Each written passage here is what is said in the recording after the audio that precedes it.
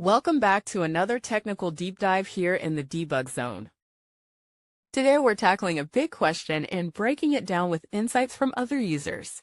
Hopefully this clears up some misconceptions and helps you get the answer you need.